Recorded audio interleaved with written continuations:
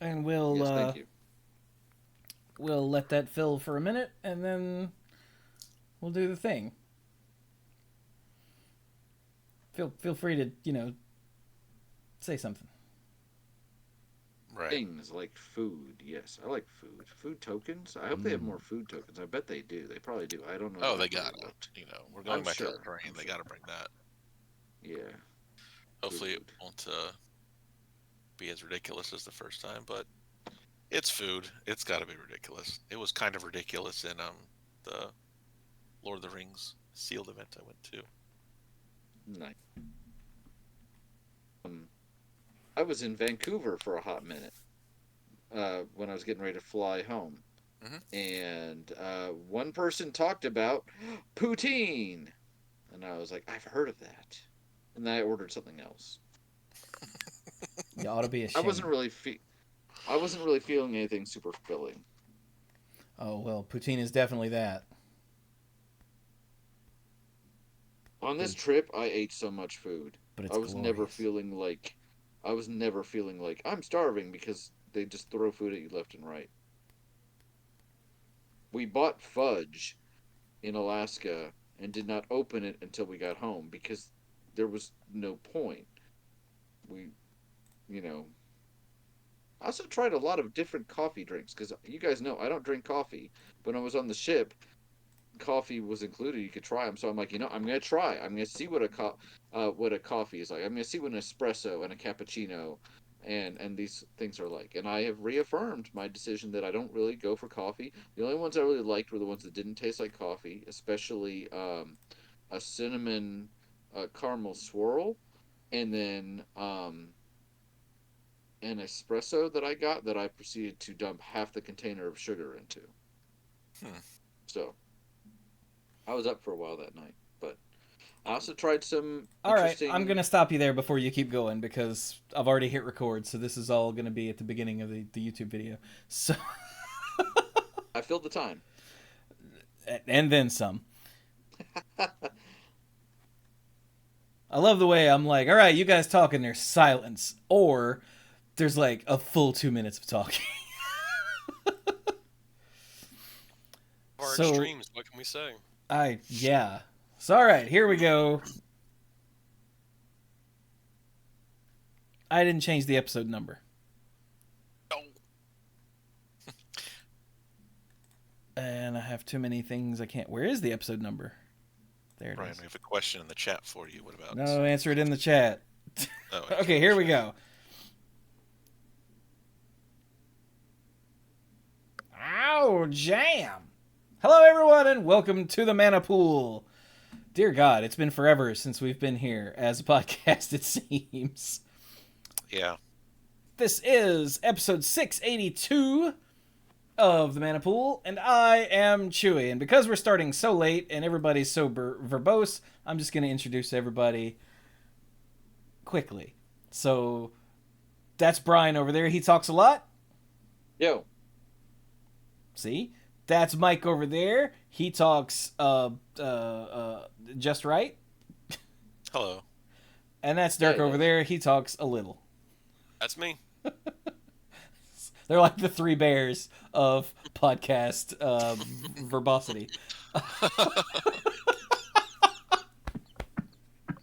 And now I'm dying. So, yeah, apologies for not being around the last couple weeks. Brian was on a vacation to the far north, and one of those True. weeks, one of those weeks I was taking two teenagers to a theme park because it was the last possible day to take them to a theme park before school started, and I promised. Uh, so the week before that, I don't remember what happened the week before that. The I think the Mike week wasn't gonna before. make it, or All one right, of them so wasn't gonna make it, so it would have just been a 2 man show, and that we know not to do that. yeah, and then the week before that was the last week I was gonna be able to do it, and then Dark had a last minute thing pop up. Oh, So did we not it's do just a just chatting that week, or was that the week? Oh God, was that the week before? I think that was the week before. Oh my So God. it's kind of run through the rotation. It's been everybody's fault. It's mostly my fault because I went to Alaska. And shout out to any listeners in Alaska. Hey, your state is awesome. Yeah. And, yeah, and Canada was pretty cool too. If you're a listener in Alaska, say hi. Yeah. We were in opposite corners then. I was in Florida for part of last week. Covering the bases. We just need the other two to spread out. Wait, you were in Florida last week? Yes. Mm-hmm. Huh. Nobody tells me anything. A vampire for the last 3 years? That was weird. Yeah, we know. Oh, I did tell you that. Okay. No, we figured it out. We're not stupid, Brian. So, Wilds of Eldraine. We missed the entire Wilds of Eldraine preview season. Every single day of it. So that's pretty cool. So let's get into it now. This is good. Just gonna be like our highlights. Oh, pretty much, hang on. right? Oh, it made this stupid. Okay, so let me complain real quick. Wizards has changed the card image gallery, which is, probably good for the card image gallery. Like, they're making new functionality and whatnot, but it completely screwed the way I show it on stream. And I sat here fighting with it for, I don't know, half an hour before I just gave up and was like, it's just going to look like crap. I don't care anymore. So, but we'll get into that. We're not there yet. So, all right. First up, we've got the mechanics article, which starts off with not a mechanic. Yeah. It says, before we dive into the mechanics in the mechanics article, here's something that's not a mechanic. So we're not going to talk about that, right? I guess we should mention it. They reprinted a bunch of artifacts with, sick new, like, fairy story art. But for some reason, they put that in the mechanics article. But they're not standard legal? They do mention, but they're not standard legal. Enchantments, not artifacts. Oh, sorry, yeah. They are all enchantments. They're not standard legal, but they are part of your card pool for sealed. So if you've ever wanted to draft Necro, go right ahead. Yeah. See if that works for you. Yeah.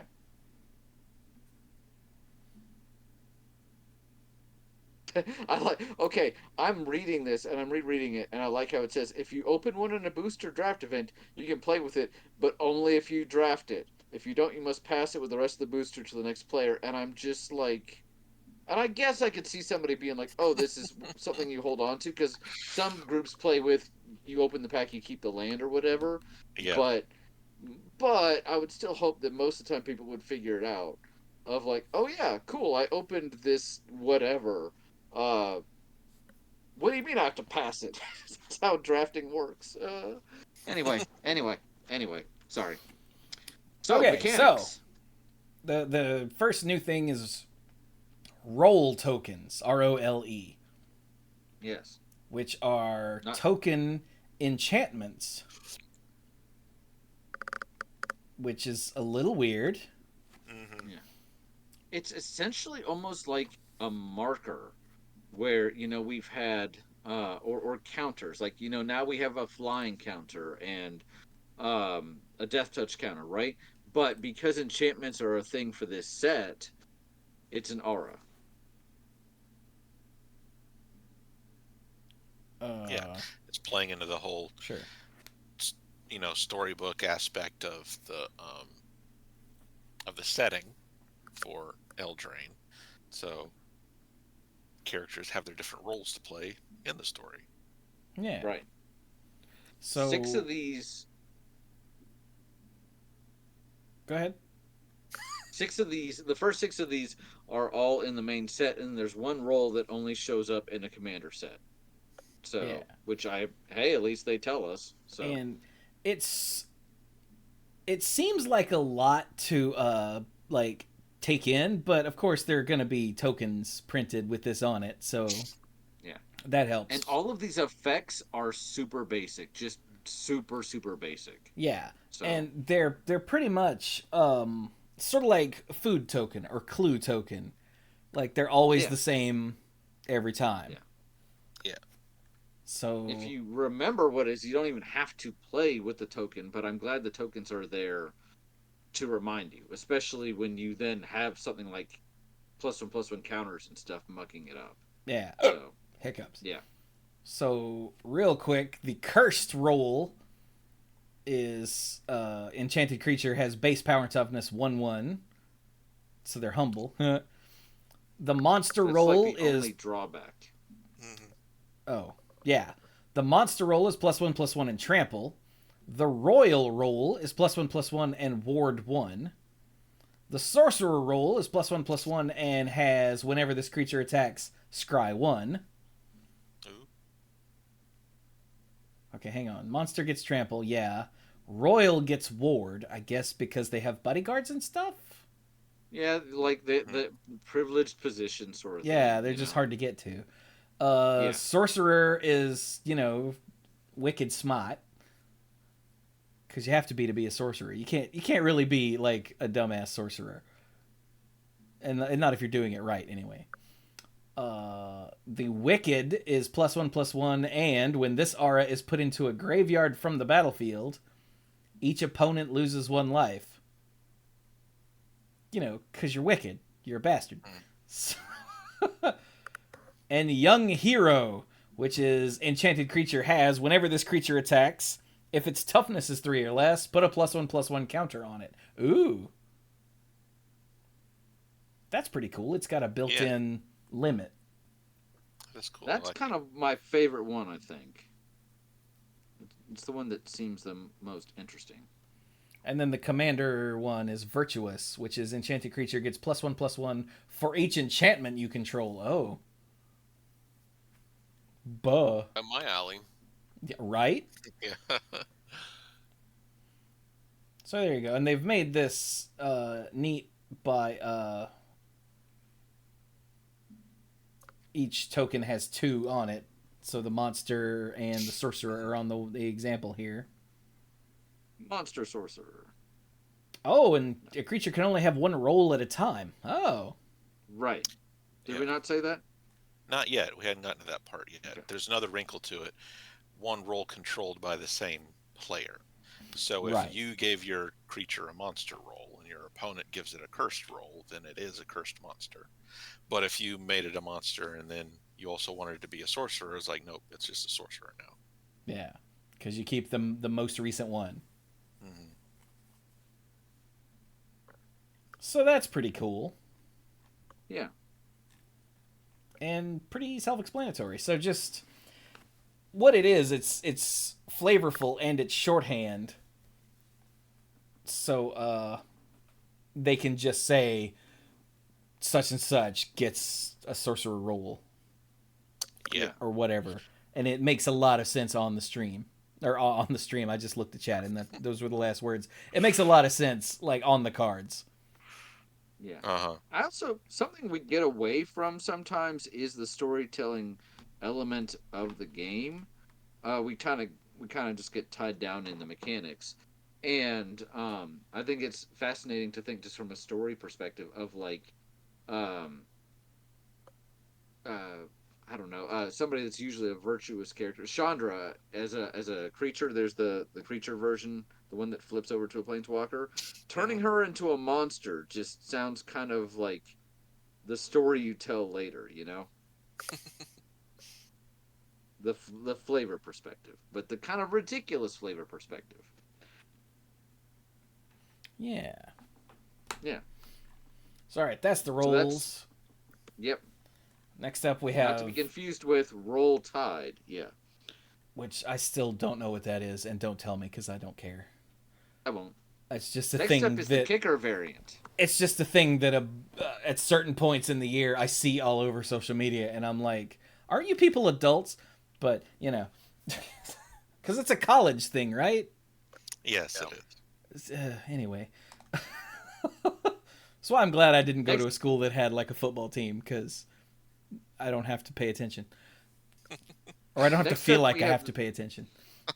The school did have a marching band. Yeah, it did. No football team. Yep. Next up, we have Bargain, which is the kicker variant. Because there's always going to be a kicker variant, because arguably, kicker almost was a mistake because it just covers too much ground. They didn't know that at the time.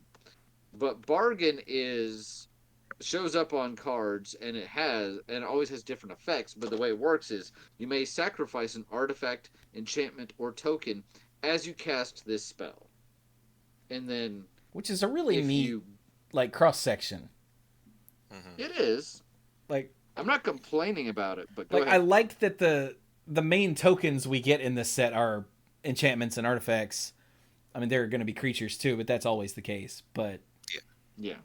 the fact that they added on token in addition to artifact and enchantment to cover creatures too, just I don't know why that just feels right to me. I think that's elegant card design. So, the example they give here is Troublemaker Oof. Oof. For 1 and a green. It's a 2/2. It's common. It's an oof. It's big. Oof. For that alone, it's a grizzly bear. For 2 mana, it's a 2/2 and green. Great. Yep. It has Bargain. And then when Troublemaker Oof enters the battlefield, if it was bargained, Oof. exile target artifact or enchantment an opponent controls. And the flavor text is great. Heavy is the head that wears the vase. Where's that vase? But because it's got a picture of a vase or a vase. But Oof. yeah. So it is just kicker, but the kicker is always sacrifice an artifact, enchantment, or token. And if you don't want to do it, fine. It's a 2/2 for 2, and it will show up on instant sorceries, other stuff like that. Yeah, there's another one down here, Torch the Tower, that is 2 damage to a creature or planeswalker. But if it's bargain, it deals 3 damage, and you scry 1. Yeah. And it's got the if a permanent dealt damage by it would die, exile it instead. Yeah. Not bad for a 1-drop. Yeah, I mean, I would trade a torch and a food token to deal 3 in a scry. That sounds pretty freaking sick, actually. Yeah. Yeah. I will say for a permanent like Troublemaker Oof, you can blink the Oof, and then the ability, the enters the battlefield ability will go back on the stack when it re-enters the battlefield, but there's no way to pay for the bargain again because that's when you cast the spell. So, right. Yeah, will it even trigger? It will, like, well, I'm trying to remember the details. I think the technical answer is no, because the check for that intervening if fails, so the trigger doesn't get put on the stack. So it doesn't even. Okay, all right, good to know. Like the game checks, but it doesn't put the trigger on the stack after it sees that it doesn't meet the requirement. Okay. Line, again, you can't bargain it because that's only when you cast it. So yeah, right. You can blink it all you want, but you're only going to get that effect when you actually cast it.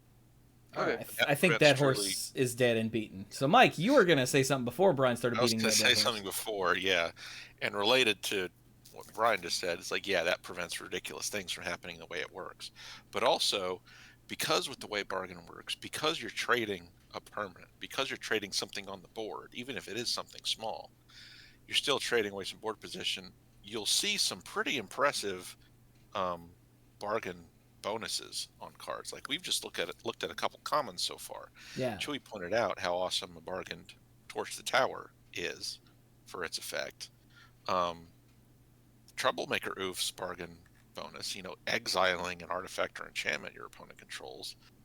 That's pretty serious for just enters the battlefield on a 2/2 for 2. Yeah, it is. Right. There's some pretty neat effects that show up on the bargain cards because you are trading something meaningful. Even if it's small, it's something. Yeah. All right, then we got Celebration, which... It's a celebration. I'm not going to lie, this one I don't know about. So, Mike, do you want to talk about it? yeah, Oh, Mike, okay. tell us Very about it. good. You're so smart. Sure. So this is something, it's an ability word. It's kind of tied together by doing a thing, but the effect is, whatever the card says. Um, kind of like landfall is the classic example of an ability word. It always has to do with something. For landfall, it's a land entering the battlefield, but the effect is whatever the card says. For celebration, it has to do with whether 2 or more non-land permanents enter the battlefield under your control. And then something special happens. The example here is Ash Party Crasher, an uncommon legendary human peasant. Oh, that's cool. What? For a red and a white, a 2/2 with haste, I like that. And whenever Ash Party Crasher attacks, if 2 or more non-land permanents enter the battlefield under your control this turn, put a +1/+1 counter on Ash. Dude, Ash is just a 3/3 with haste on turn 2. Yeah, well, if something else entered the battlefield this turn. Well, to play it on turn 2, you'd have to have played a land. Non-land, see? Non-land. That's yeah. part of the condition. Oh, it says non-land. Yeah, otherwise it'd be way too easy. Or they'd have to change it to 3. Because that would be busted. Yeah. If they allowed for lands, they'd have to change it to 3, and then you just randomly get like impossible situations too. That would feel bad. So Yeah. Okay, that's good. That's good because Ash would be busted if it wasn't non-land. yeah, Ash is still a legendary peasant, though. That's pretty metal. Like, Ash's ability to crash the parties is so well known that they are just like, everybody's like, oh, that's Ash.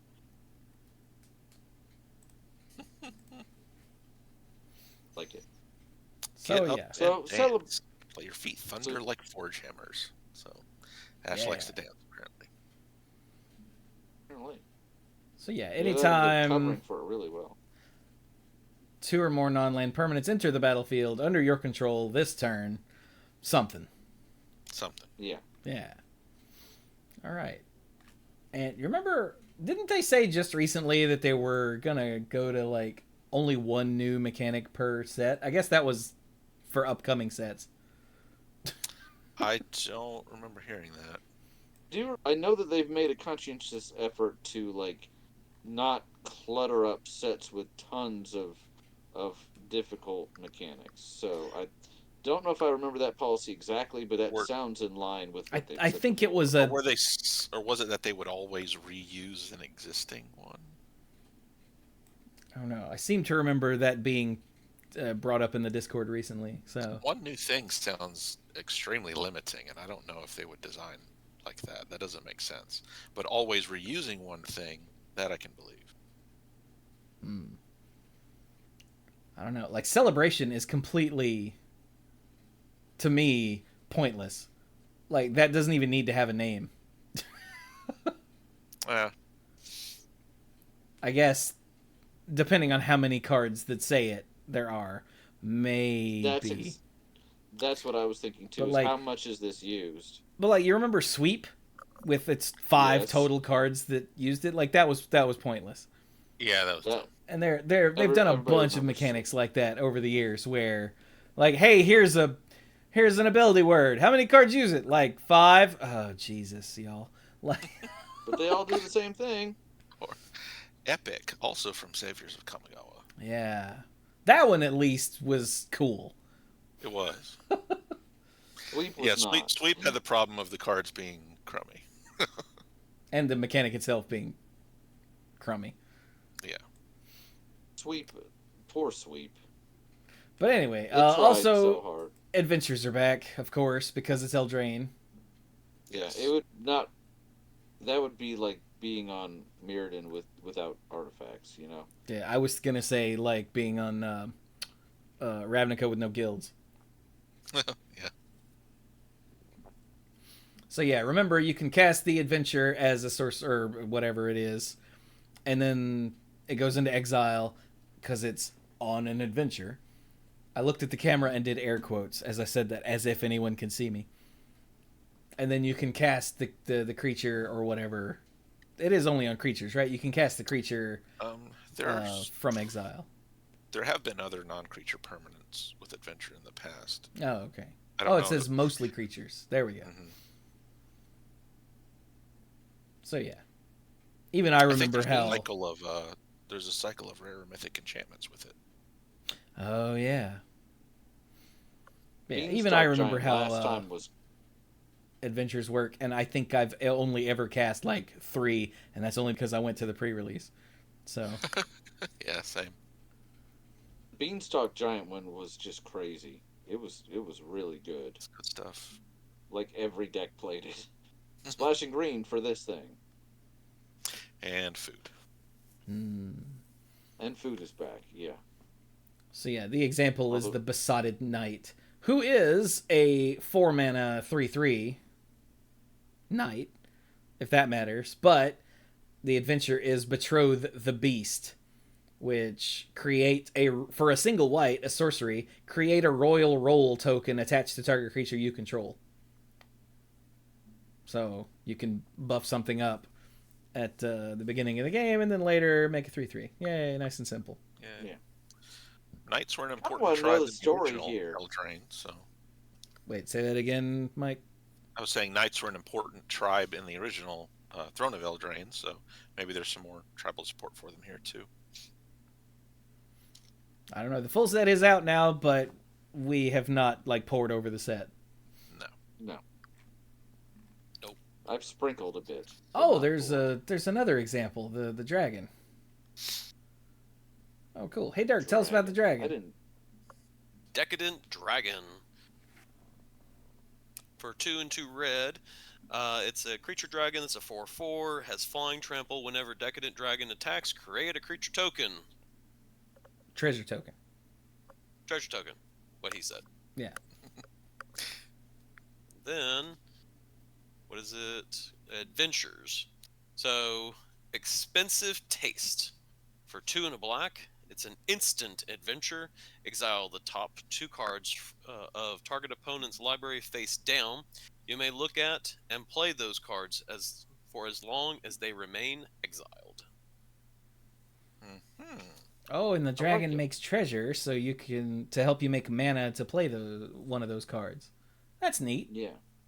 Yeah, I like this. And it's a 4/4 flyer for 4. With an adventure that costs 3, so as long as you've got black on turn 3 and 2 red on turn 4, very natural curve. But even without the expensive taste, it's a 4-mana flyer for 4. Yeah. Flying trample, I'm sorry. Guys, I think this might be a good card. Just kind of throwing that out there. I haven't paid any attention to, any chatter about the set, but feel like that's good. I also like how in the showcase card, she is very preening. Just like the neck goes all the way up. It's true. Look at that smug-ass dragon. I can't remember if there were any adventures in Throne of Eldraine that crossed over different colors. I don't know, man. But if you look at the set, which I know we're about to do, there are a decent amount that are the creature or base card is one color and the adventure is another, and they're all under multicolored. So Yeah. I noticed that earlier. All right, so let's go to the card image gallery. Right. The newly, redesigned card image gallery that is, like, honestly really neat. It's got all of this functionality here, search by color and card treatment and rarity and card type and card subtype and which actual set, because, there's Wilds of Eldraine Commander, and Wilds of Eldraine Enchanting Tales, which is just those reprinted enchantments. And even which products you can get stuff in. So, like, and then beneath every card, it shows you what those cards are available, like which sets and packs and whatever you can get them in. And of course, it's a handy dandy link to the Amazon store, so you can buy straight from Wizards, because screw you, local card shops. But Oh, you really like this card, huh? Well, here's where you can get it. but like there's a lot of clutter here. Like the fact that they have to have this available in just highlights the problem I've had with how Wizards is doing things for the last few years. But Yeah. the fact that there's not an option to turn that off in the card image gallery pisses me off. Uh-oh, what have I done? There we go. Turn it off? Did you find a way to turn it off? No, I accidentally hit the back button, so Ah, yeah. So all right, how the hell, what are we doing here? Oh, you know what? I can do card type and go to Planeswalker because I think there's just the only- one, right?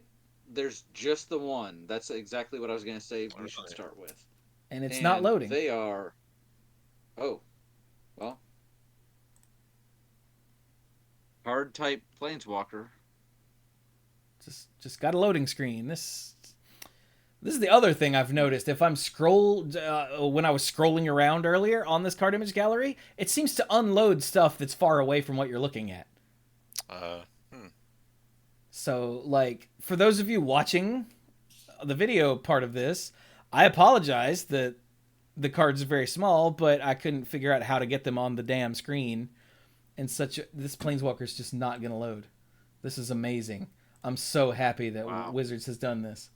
well, it's in black and it starts with A, so if you have to go Yeah. to it the other way, it'll be easy to find. Yeah. Uh, It's probably easier to just scroll down. all right, this is blue. This is blue. Black. No, the first line of black is not loading. Oh, so there's your problem. Yeah. Yeah. Do you want me to just read this while your computer's doing that, or do you want to wait? Yeah, go ahead. Okay. So this is Ashiok, Wicked Manipulator. In the story, There we go. Ashiok is here and is guiding one of the three witches that are the central antagonists of the story, and is kind of like controlling things from the shadows. So Ashiok, Wicked Manipulator, costs 3 generic and 2 black. Legendary, Ashiok, Mythic. Comes in with 5 loyalty, so 5 loyalty for 5 mana. Has the static ability: if you would pay life while your library has at least that many cards in it, exile that many cards from the top of your library instead. First Okay, ability, plus that's- 1 loyalty. That's an Sorry? interesting static ability. Yeah. And that exiling those cards comes in handy for later. First loyalty ability, plus 1 loyalty. Look at the top 2 cards of your library. Exile one of them and put the other into your hand. So, card selection, a bit of card draw that's not actually triggering a card draw. -2 loyalty. Create 2 1/1 black nightmare creature tokens with, at the beginning of combat on your turn, if a card was put into exile this turn, put a +1/+1 counter on this creature. And then -7 loyalty. Target player exiles the top X cards of their library, where X is the total mana value of cards you own in exile. Huh. Wow. Yep. That's a weird card. I've always felt like, ever since they introduced the exiled zone and gave it a lot more definition than just, removed from the game or you own that aren't in the game or whatever, I've always thought, okay, there's more you can do with the zone. And we've seen a little bit of that. We've seen some cards that you can play from exile. This is an excellent use of that. So to me, this is years in the making. This is great. So, seems real good. Also, I have just remembered after looking at Ashiok, they've said they're only going to put 1 planeswalker in each new set, not mechanic. My bad. Oh, okay. So I wanted to ask you guys, those of you that follow the story better than I do, I have read the story for the set. I'm all caught up on it. But I know after the events of March of the Machine, they moved New Phyrexia and switched it with what was Teferi's homeland, Zelfir. Yeah. And they said that it had this big impact on the multiverse. So it was almost like a second sort of mending. And in Aftermath, there were several planeswalkers that were just shown as planeswalker, that were just shown as creature cards. So it was almost this de-sparking, but clearly it didn't affect everybody. Well, in the Wilds of Eldraine set, Ashiok is still shown to have their spark. Will and Rowan don't.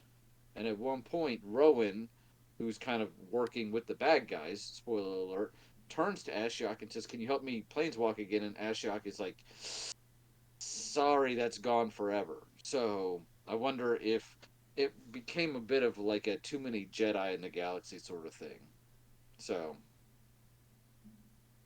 I'm glad they haven't done away with planeswalkers entirely, because planeswalkers move the story forward, because they're the thing that, connects all these different planes. Otherwise, you have very disjointed stories. But I'm wondering if this was an effort to be like, wow, we have like a bajillion of these things. So Are go there ahead, also Mike. are there also some permanent portals left over from the war? That the story ends with a couple characters apparently being planeswalked away, which we had always been told ever since the mending. Normal people can't do it, or they die. That was one of the things about it. That's why Nicol Bolas had to jump through 50 different hoops to make the planar portal and get corpses and reanimate the corpses because they're not technically living and all that sort of stuff. So I'm wondering if they're heading in that direction of, okay, not as many planeswalkers, but with portals. Now you're playing with portals, and there is pie. There's a cake, but you can have more of these ordinary characters kind of crossing over. So Okay. potentially.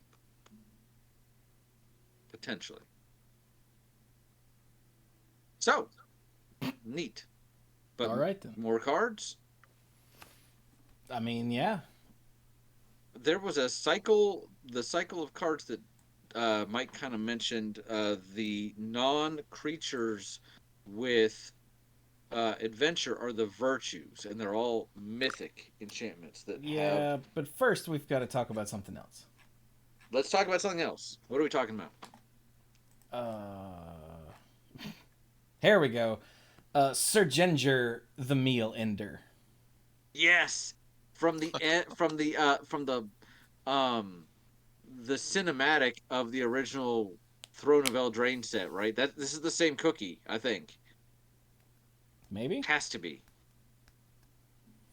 So, Sir Ginger, or I guess Sir Ginger, just feels weird to say it as Sir when it's supposed to be a non-gingered word, or non-gingered. Well, there are female knights in the set that are all called Sir. Well, So yeah, there it's was just like that in it's the other honorific. set too. Yeah. But just saying it as Sir just feels weird. I don't know. So Sir Ginger the Meal Ender for 2 mana is a look at this type line. It's so tiny. It's a legendary artifact creature, food knight. Because remember, food is a creature type. No, food is an artifact subtype, and knight is a creature subtype. So this is allowed. But Sir Ginger is a 3/1 with, what is that weapon? Biden. Well, yeah, but Sir Ginger's tiny, so what is that? Because that's not like a normal ass dinner fork. Carving fork? Well, maybe. Oh, it could be a carving fork. Yeah, that's true. If that's what it's called, I'll take your word for it. But okay, so Sir Ginger... Sir Ginger, the Meal Ender, has Trample, Hexproof, and Haste, as long as an opponent controls a Planeswalker, because Sir Ginger gets just incensed at the sight of an enemy Planeswalker. Because remember, Garrick sort of messed up. This has to be the same whole one. life. Yeah. Yeah.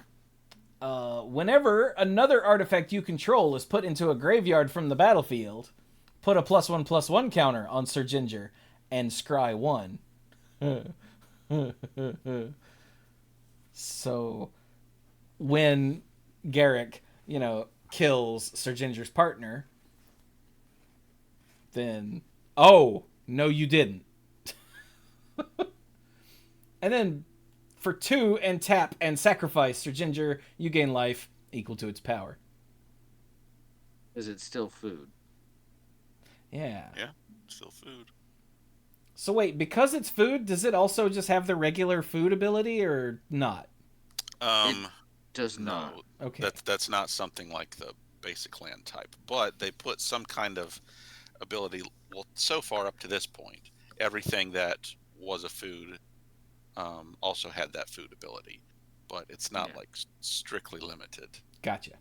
To that. They ever since they introduced Defender, they don't want creature types that have built-in rules, because Right. then you're expecting more. But it's not a creature type. It's an artifact type. But they probably It don't is an want any artifact type. subtypes Yeah, that have they don't want built-in subtypes rules. rules baggage. Yeah. Yeah. Right. So I But agree with I agree with you, been Chewie. I giving- see where you're coming from. Yeah. Yeah, they've been giving any sort of food. Like, just right over here, there's 3 bowls of porridge has the food ability on it, essentially. Yeah. Yeah. I really like. And the they reprinted the Ginger Brute, which Yeah. is the hasty one. So Yeah, Sir Ginger, how did Chifuji in the chat put it? A legendary creature born of a viral fandom for that Eldraine trailer. because that trailer was awesome. It Just really was. the best. It was way better than the actual, design of the set. Cough. How many Yeah, things did they have yeah. to ban? Thank you, Oko. So, who is absent for this set? Yeah. Sort of. But So yeah, Sir Ginger's awesome, and because Yeah. I am a ginger, I had to get that out of the way. sure. What was that sound? Now, do we want to move to the virtues, or are there Oh, other? Okay, but yes, Sir Ginger was an absolute necessity. So You said these are all monocolored, right? they're all monocolored. They're all toward the end of their color because they all are virtue of blank, and it's the 5 characteristics of the courts. Even though the courts have kind of gone to shambles, that those courts of Eldraine embodied. Chat, So- you're not hearing some sort of strange high-pitched sound coming from my setup here, are you? Oh, wait a minute. Oh, I'm an idiot. There's sirens outside, but with the headset on, I couldn't tell if it was some sort of weird sound coming from my computer or not. Okay, I'm sorry, I'm an idiot. You good? So I've got Virtue of Strength on the screen. Okay. Well, what's it do? Hey, Dirk, it's green. What's a virtue of strength do? Yeah, Dirk, you're so typecast. Virtue of Strength. For 5 and 2 green, it's a mythic enchantment. If you tap a basic land for mana, it produces 3 times as much of that mana instead. That is not a small number. No, that's not. Like, It's only limited to holy- basic lands. So, like when you Oh, tap darn. your, well, yeah, when you tap your Gaia's Cradle for 5 mana, it doesn't turn into 15. Yeah, but I have a lot more forests than I have Gaia's Cradles. That's true. So, and then what's the other part? has an adventure. So the adventure is Garenbrig Growth. That's an Is that- awful did I name. read that? So it's for 1 green. And it says return target creature or land card from your graveyard to your hand. That's pretty cool. These virtues have a very, very basic adventure. just like this is actually probably one of the stronger effects, especially for a single green. Some of these are just kind of and then the effect of the enchantment is just nutso.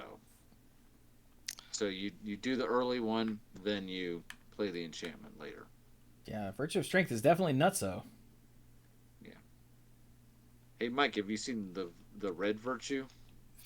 I've seen some of them on Facebook, but I don't think I've seen the red one yet. Let's see what we got. Virtue of Courage. Okay. So the virtue itself costs 3 red. Mythic enchantment, just call the rest. So it costs 5. Whenever a source you control deals non-combat damage to an opponent, you may exile that many cards from the top of your library. You may play those cards this turn. Okay, so go nuts. I feel like the turn after you play this is when the burn deck wins. Because, dang. So the adventure itself is Embereth Blaze for 1 and a red. It's an instant. And Embereth Blaze deals 2 damage to any target. That's pretty good. That is terrible. Yeah. That's a double cost shock. That is crap. Well, it's on the same level as that giant, but then again, that giant also cost 3 and came down later and was ridiculous. So This is not does not have the impact of that giant immediately, but again, I'm telling you, you play Virtue of Courage, and then next turn you untap, and you're spending between 1 and 2 mana to do upwards of 3 damage, exiling 3 cards, and you're just gonna machine gun them down. If you fail to, you probably lose, but Yeah. Here, the adventure gives you something to do versus having a 5 mana red and a 5 mana red mythic enchantment stuck in your hand. What a ugh. Yeah, I agree with Chewie. The cost for it is kind of but Yeah, like if they printed then that as a red burn spell, we'd all be like, "Boo! You suck! But Get out of here!" But on this, I mean, it still isn't good, but yeah, like they put it there so that it gives your Virtue of Courage something to do. But like after the Virtue of whatever this Strength, its first its adventure was like solid, whereas this one's is okay. Yeah. It's kind of Well, wait till you see the black one. I did see that one on Facebook. Oh, that one's good. Well, Chewie, why don't you tell us about Virtue of Persistence then, if you haven't seen it? I'm still hung on Virtue of Courage. Play those cards this turn. Yes. Yeah. Like you said, it just becomes a machine gun. Where if Yeah. you have any A lot of mana the- to do any damage, you're probably going to draw into more. Right. And then more. A lot of the red, and then more. a lot of this ability in red lately has been like until the end of your next turn. So I think it's a very deliberate, no, this is only going to be for 1 turn sort of thing. Yeah, luckily they're not free. So Yes. it's not going to get too silly. But, all right, Virtue of black card. Where is it? Virtue of Persistence. Virtue Okay. of Blackguards. So I'm going to do the opposite of these guys. I'm going to read the adventure first. The adventure is Lochthwain Scorn. Lochthwain. That's hard to say when you just ate a Star Crunch. And it's a sorcery. For 1 and a black, target creature gets -3/-3 until end of turn. You gain 2 life. Oh, see, that's good for 2 mana. Yeah. Yeah. That's like... Yeah. It is a sorcery. That's true. Getting ready to count on 2 hands the number of people at the pre-release that are like respond with this, and well, I mean, it's a No. mythic. It's not going to come up a whole lot, but Yeah. All right. So Virtue of Persistence But still- itself costs 5 black. At the beginning of your upkeep, put target creature card from a graveyard onto the battlefield under your control. It's Oversold Cemetery on crack. It's Debtor's Knell. It is. You remember how awesome that one was? Ah, yeah. Yeah. It costs 7, but it also has the kill spell for early in the game. And the 2 life is not nothing to. I mean, -3/-3 and 2 and gain you 2 life is basically kill something and stall, and then Yeah. later you just Yeah. no conditions about like if that creature would die, it gets exiled or whatever. No, you can Yeah, just no. Just get it. Sir Ginger back every time. Just That keep sounds eating that amazing. cookie. Yeah. Cookie. All right. So yeah, Cookie that's pretty Monster good. dot deck. Yeah. So what's the blue in virtue of smug? Oh, knowledge. Of course. Virtue of knowledge, of course. The adventure is Vantress Visions because it seems to be the kingdom first, or the that corner of the world first. For 1 and a blue is an instant this time. Copy target activated or triggered ability you control. You may choose new targets for the copy. Hmm. So ability fork. You always the cost for those is always misleading because you're paying for the original. However, you got the activated or triggered ability. It may just be tap a creature, but it may be pay a buttload of mana. So just kind of be aware of that. It's fine. Then the virtue of knowledge itself for just 4 and a blue. If a permanent entering the battlefield causes a triggered ability of a permanent you control to trigger, that ability triggers a second time. So we've seen this effect Huh. a couple times now, but yeah, that's powerful. Hmm. I was playing on Magic Arena, haha, but without Mike, a while ago. And I have a deck that is mostly battles. It's black and red, and it's a lot of battles that when they enter the battlefield, destroy a creature or give a creature -13, or deal a lot of damage to a creature, whatever. And I have very few creatures in the deck, but they punch through early to kind of get those adventures going. Or not adventures, battles. And one opponent played um, the who's the White Praetor? Oh, she's dead now, so I've already forgotten about her. Elish Norn. Elish Norn, thank you, thank Oh you. man. Played Elish Norn, the one that says that half of her is this, and of course, because she's a Praetor, the other half is permanents your opponents control don't trigger abilities when they enter the battlefield. So my whole deck was like, yeah, we're done. I think I did event. I was gonna draw a kill spell, but anyway. So yeah, battles are a thing, and just about all of those, I'm pretty sure all of them, have enters the battlefield effects, and they're permanents, creatures, all sorts of stuff. So, yeah. I mean, I feel like I don't have to go on too much about this. It's one of those things where this is so open ended. Just think of your favorite enters the battlefield effects and go nuts. Nice. That is pretty cool. Yep. All right, and then white would be the virtue of smugness, right? Oh, loyalty. Ah, Loyalty. I think Dirk should read this. yeah. Yeah, I agree. Dirk's loyal. Dirk's loyal. And So I guess that means he wants me to read the virtue of loyalty. yes. Something like that. Ardenvale Fealty for one and a white. Instant adventure. Create a 2/2 white knight creature token with vigilance. Huh. See, I missed it was an instant. That just actually went up in my esteem because I've always been a Raise the Alarm fan. So, Yeah, yeah, that's actually, really good. Hmm. so pretty much all of them are better than the red one. Well, no, the blue one's situational too. So, okay. And then you get to the virtue of loyalty for 3 and 2 white. So grand total of 5 mana. At the beginning of your end step, and it's an enchantment, by the way. At the beginning of your end step, put a +1/+1 counter on each creature you control. Untap those creatures. Huh. That's really fun. That is. Excuse Effects. Untap all your creatures, or put a +1/+1 counter on each creature you control. both of those are good, but together, that's yeah.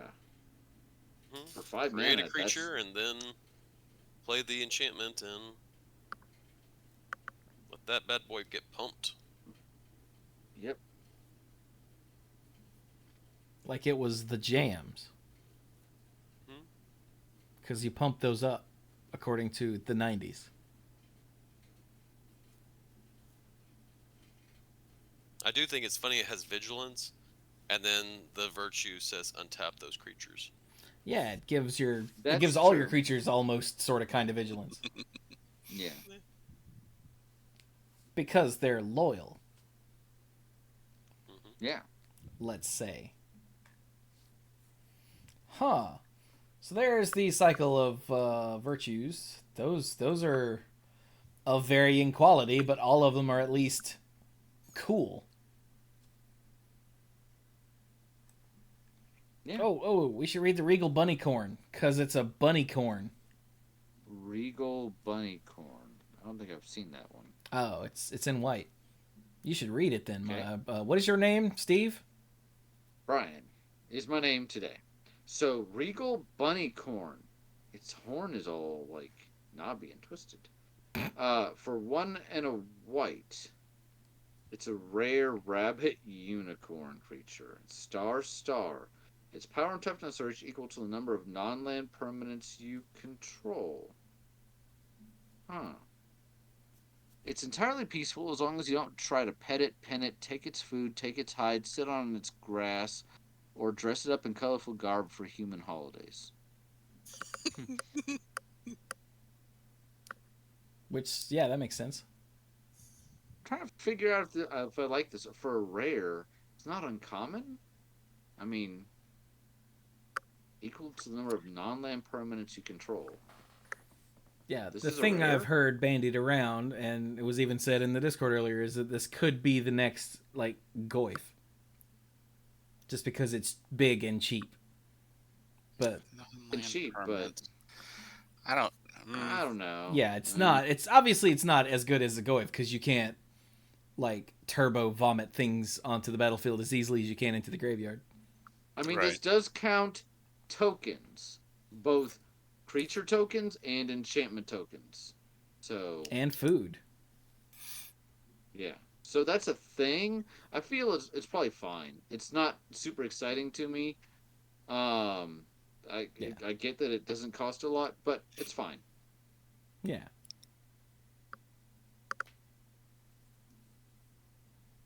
But yeah, it's a very royal rabbit and unicorn at the same time. So, I love it.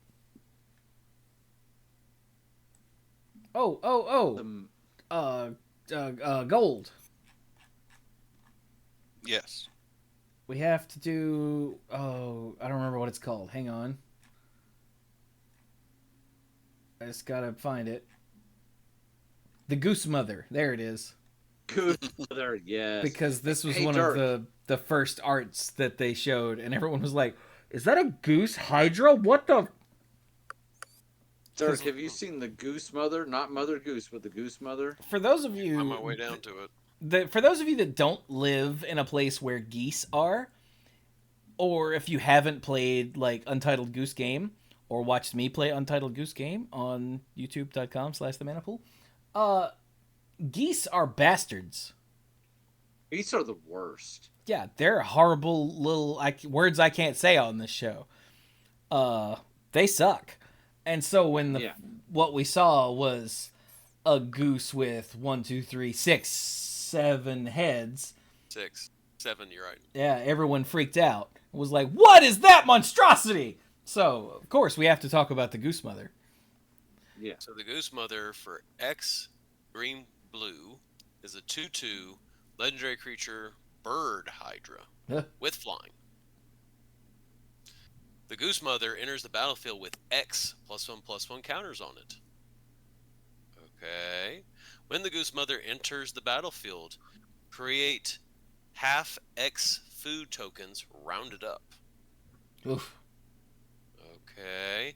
When the Goose Mother attacks, You may sacrifice a food. If you do, draw a card.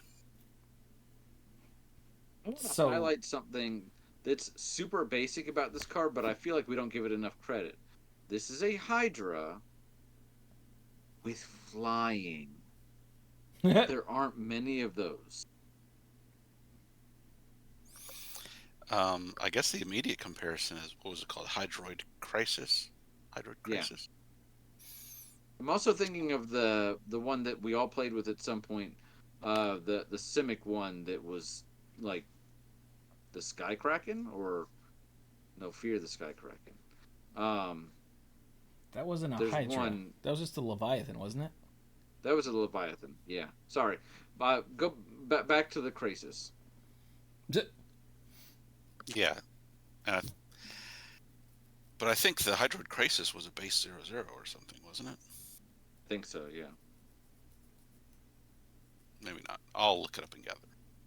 Like, I love that this is a 3/3 for 3 that makes a food. It has flying. That has flying, yeah. Because if you pay 1, then you're getting 1 counter, and half of 1 is a half, but you round it up, so you just get Yeah. a free food. Yeah. Or you know what I love? I've mentioned the dragon earlier. You know what I like is a 4/4 with flying for 4 that also gets you a food. Yeah. So, yeah, and might draw you a card. Yeah, heck yeah. It's Yeah, Hydroid legendary. Crisis was base 0/0. Okay. This is legendary, so that's the only thing is we don't think of legendary as much of a drawback anymore, especially with Commander. But this is something I could see. Okay, play one on turn 3, and if you have another one in your hand, play one on turn 4, turn 5, to get those out. And in this case, its legendary status is actually a drawback for the first time in forever. Well, then you just Yes, attack I want multiple. wantonly and hope that they kill it. Then you play a big one. Or then play a big one, but even if they didn't kill it, and be like, well, look, it got bigger and had pseudo vigilance. Aha. Yeah, I would absolutely sacrifice that first one. But my point is, I would very much like to have that first one too. I'm greedy.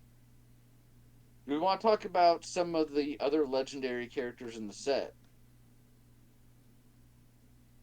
I don't know. It just strikes me as weird that for this legend in particular, you decided to point out the legendary drawback. Just because I think there are some legends you really only need one.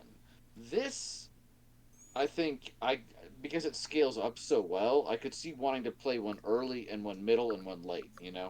So, Which is probably why they made it legendary, because it scales Yeah. up stupid well. I agree, and I think if it wasn't legendary, it'd probably be It'd like be a the 0/0 0/0 or base, something. yeah. Yeah. So, But there I are- mean, sure, if you wanna. okay, sure. So you remember Will and Rowan? Yeah. Did anybody else read the story? Nope. Not yet. Not yet. Okay. Well, Rowan's kind of going through a phase. So It's not a Rowan phase, right now, Dad. Oh, her dad's dead, Her isn't dad- it? Oh. Her dad's dead. Yeah. Her dad and Oh, mom are it's dead. definitely not a phase then, Dad. And it turns out her birth mother is a witch, and we knew this actually from the extremely well written original Eldraine book, that her father was kind of bewitched into siring her and her brother with a witch, and then they were actually sacrificed as infants, so the witch could. They were born. The witch sacrificed them for a potion to live a long time or whatever. But they were brought back to life. It was the whole thing. So anyway, all of her parents are dead. She has lost her spark. She doesn't know what's going on, and now she's got that little bit of black going on. So Rowan, Scion of War, for 1, a black and a red, is a 4/2 human wizard mythic with menace. Tap ability. Spells you cast this turn that are black and or red cost X less to cast, where X is the amount of life you lost this turn. Activate only as a sorcery. Huh. Mm. No more days withering at a negotiating table with my brother. I will rebuild Eldraine myself the old way with power. Huh. I'm not sure how I feel about this story right now because it was always fascinating that they had this connection, Will and Rowan. Like they shared a spark. So when if she wanted to go somewhere, he was coming along and vice versa. And she was obviously the more impulsive of the two, but they balance each other out. Well, now it seems without their spark and without the ability to leave, and because they both have extremely conflicting ideas as to how to try to repair the damage from the Phyrexian invasion, they are not getting along at all. So, Will is actually kind of the mirror image of her, both in colors as well as how his ability works. So before we move on, like I like Yeah, that her ability is sorcery only, so you can't like combat damage or whatever. Like you've got to find ways to hurt yourself, Hmm. right, and then have cards in hand that benefit from that. right. And only That black benefit and or from that red more than colors. swinging with a 4/2 with menace. Yeah. Huh. But yeah, I really like that. Yeah. I definitely very much like her. So then her Anybody brother else? Will is here. Oh, Nobody else? Okay. I mean, yeah, I don't know. I'm not familiar enough with the set to know how much life payment stuff there is to really get the most out of the ability. Well, there's got to be some, or else Ashiok would be kind of silly. Yes. Plus, outside of the set, there's things like Painlands and Phyrexian mana. Yeah, yeah. Necro. Oh, Necro. Will, I know you want to talk about her, but he is literally the mirror image of her, so it may be helpful to talk about them both. Will is the scion of peace. For one, a white and a blue. Instead of a 4/2, he's a 2/4 with vigilance instead of menace. Tap him. Spells you cast this turn that are white and or blue cost X less to cast, where X is the amount of life you gained this turn. Activate only as a sorcery. Huh. With the food, that's a little easier. I mean, food costs 2 mana, but it makes everything cost 3 less. 3. Right. But that's And still notice it only the says color, the non-colored part. So, correct. Just saying it's an option. Also, think about it this way. First of all, he has vigilance, so you can still swing with him and activate his ability later, although also at sorcery speed. Second of all, because it's sorcery speed, it's a lot easier to gain life on your turn with things like lifelink. So yeah. I feel like he's a little easier to activate. I think most times, especially for sealed, I'd rather have a 4/2 than a 2/4. But I feel like his his ability, just taking each of them side by side, his is more universally applicable. Oh, yeah. Yeah. Also, note for both Will and Rowan, it doesn't say instant or sorcery spells, it just says spells. So you can follow this up Oh, with it a does. creature. You can with Rowan, you can fit. If you have hurt yourself enough, you can get like a cheap Ashiok onto the board, or something Huh. else. If you have Yeah, enough, if you have enough to do it with the discount, you can even do both an adventure and the regular card it's on, and get a discount on both sides. right. If they both fit into that color category. Yeah, if they qualify. Yeah, yeah. Um, what the white the white virtue, the make a knight is 2 mana, and the virtue itself is 5, so that's 7. If you've gained a life, then the first ability is just a white, that's as cheap as it's going to get, and the second one is 4, so that's 5 mana for both halves. Which Make is a kind of dude, sick. Yeah. and then you untap Will. You know, it's amazing how these mythic cards are really good together.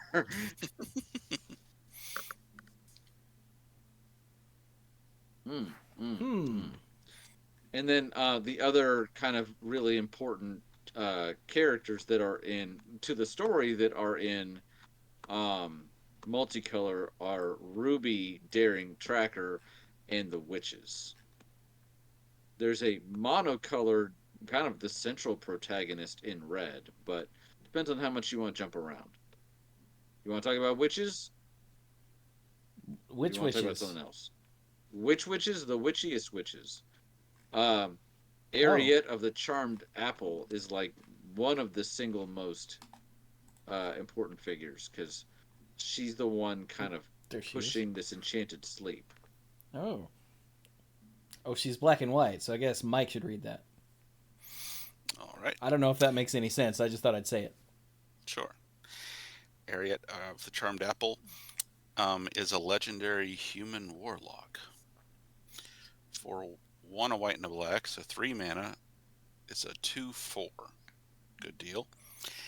Each creature that's enchanted by an aura you control can't attack you or planeswalkers you control. And then at the beginning of your end step, each opponent loses X life and you gain X life, where X is the number of auras you control. Huh. So basically, in the story, when the Phyrexians were invading, the Lord of the Fae got together with 3 witches because he couldn't handle it by himself. And he's like, what are we going to do? And this one came up with the option of, I can put them all to sleep, but, you know, if we all combine our powers, and it was an enchanted sleep. And so the Phyrexians just started, you know, falling asleep so they couldn't hurt people. But then the problem is whether the Lord of the Fae realized it was going to happen or not. Probably not.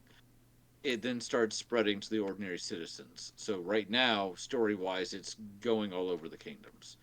And the Lord of the Fae entrusts one lucky up-and-coming adventurer to take up the mantle and defeat the 3 witches. And break the spell.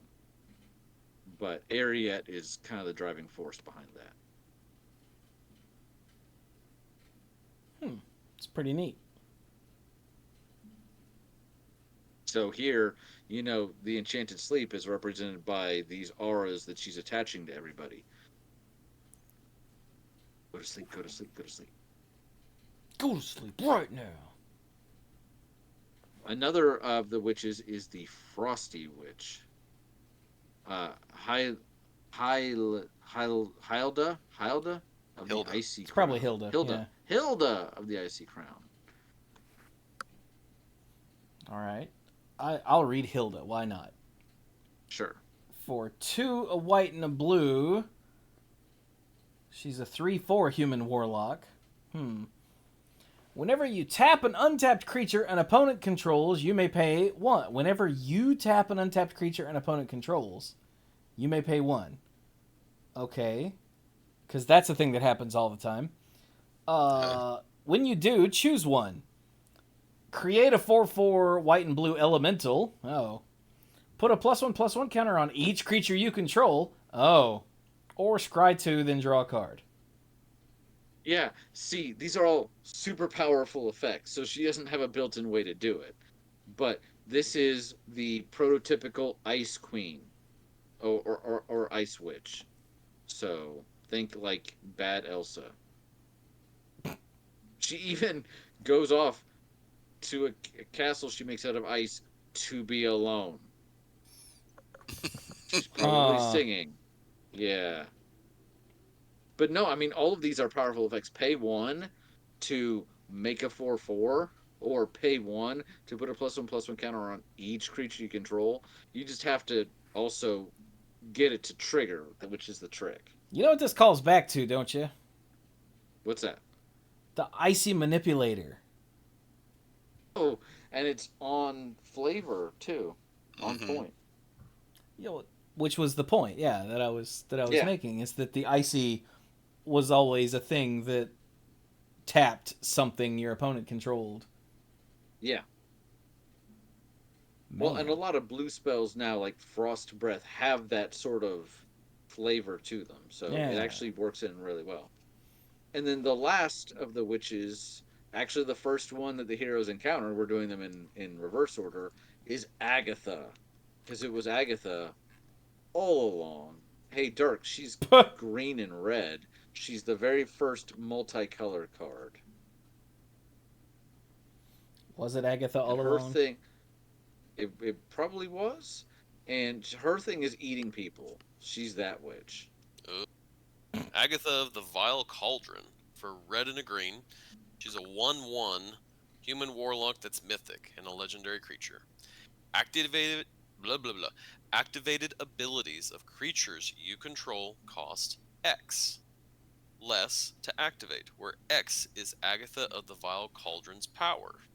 This effect can't reduce the mana in that cost to less than 1 mana. And she also has 4 red-green. Other creatures you control get +1/+1 and gain trample and haste until end of turn.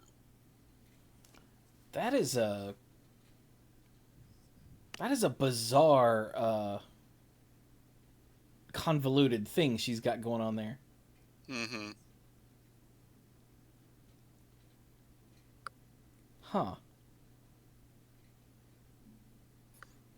So I guess if you just buff her up at all, then it makes her actual ability cheaper.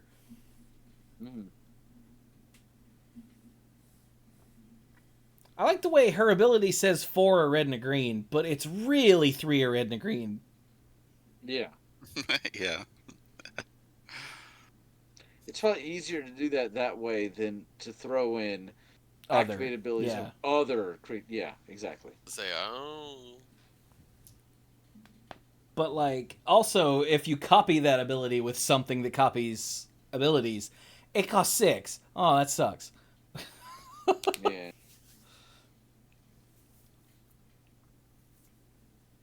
it doesn't look like the witches synergize with each other at all. They Well, really no. don't. I mean, Which they're across all the colors, so that makes Yeah. sense. Mhm. and they don't really get along. This was more of a marriage of convenience than anything else. So Oh, like The, that time Dirk and I got married for tax purposes. yes. Yeah. Yeah. Oh, we weren't supposed to talk about that. Editing Chewie, cut that out. Chat, that was a joke. Uh, I told my mom. the other story important figures. Actually, I thought one of them was in monocolored, but because he has a white adventure, he's actually here. So that is who is that? that's Kellen, the Fey blooded. All right, someone asked us about Kellen Mm-hmm. in the Discord, but it was I think it was a flavor question rather than a card question, so I don't care. Okay. But the question was spoiler wise thoughts about Kellen, and I was like, I'm not gonna. I don't know about Kellen.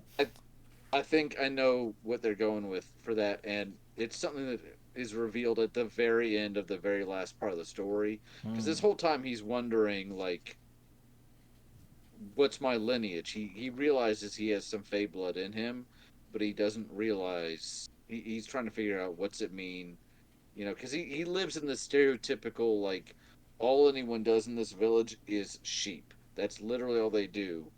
Sorry, sheep wool. Is they take the sheep and it's so insignificant. They say the Phyrexians didn't even bother to invade it. But he has the big dreams of, like, going out and adventuring and stuff like that. And then his mother's like, guess what? Your dad's a Fae. So the whole adventure, he's wanting to learn more about his background.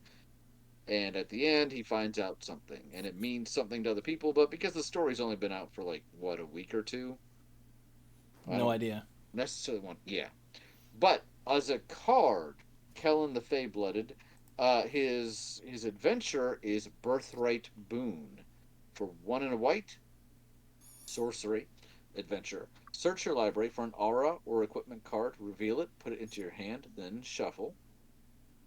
Makes sense. Seems Yeah. alright. And then, as a legendary human fairy mythic, he is a 2/2 with double strike. Ah, And remember, for he 3? just Ah, for 3, and he just Oh. got you an aura or equipment card. yeah, he did. So, other creatures you control get +1/+0 for each aura and equipment attached to Kellen the Fey-Blooded. Huh. I like that. It's kind of an interesting mid-range red card, isn't it? Because red usually either goes like super cheap or, as Mike is fond of, big red. This is very in the middle, but I'm scales fond up of you too, so Mike. well. Yeah. It scales up so well. It really does, yeah. Yeah. And the fact that he shares the boon, you know, so he's not like, I am your big bad creature. It's he's your big bad creature, but everybody else is pretty big too. Yeah. Yeah. Okay. So apparently each of the witches has an artifact. Yep. So I want to check these out. Ow. Yeah, I saw those when we were looking at artifact stuff earlier. So yeah, they all fit into their what they do. So Agatha gets Agatha's soul cauldron. yeah. Wait, I read Agatha, right? Yeah. No, Yeah, Dirk you read did. Agatha. No, Dirk Dirk did. did because she was green. So Yep. Dirk, tell us about Agatha's soul cauldron. Agatha's Soul Cauldron. For 2, it's a mythic, legendary artifact. You may spend mana as though it were mana of any color to activate abilities of creatures you control. Nice. Creatures you control with +1/+1 counters on them have all activated abilities of all creature cards exiled with Agatha's Soul Cauldron.